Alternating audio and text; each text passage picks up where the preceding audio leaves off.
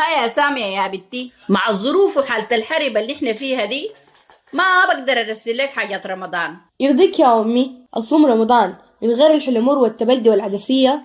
يا بنتي انت قاعدة في دبي، دبي دي لبن الطير فيها. خلي راجلك البوم ده يمشي يفتش لك زي الناس.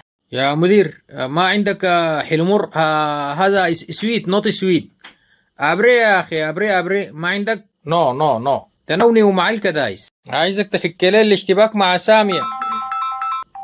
هاي البوم اشتريت ليه حاجة رمضان ولا لسه؟ والله يا سامية دبي دي لفيت شارع وحارة حارة وما لقيت حاجة. اسمع هنا، إياك تفكر تخش البيت لو ما جبت حاجة رمضان دي معاك.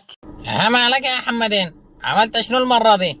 والله ما عملت حاجة يا طيب. سامية دي كانت عايزة حاجة رمضان، الحلمور والكركديه والعرديب والتبلدي والعدسية والقضيم. لفيت دبي دي رجل كلب ما حصلتهم. يا زول مشكلتك دي بسيطة وحلها عندي أنا. يا سلام يا طيب، ها الحل شنو؟ حلك إن سلفنا لتجارة المواد الغذائية والمنتجات السودانية.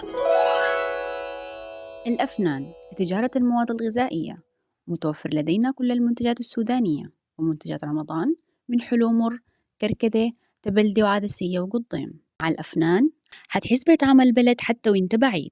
موقعنا الإمارات، دبي، فريج، مرر، للبيع جملة وقطاعي.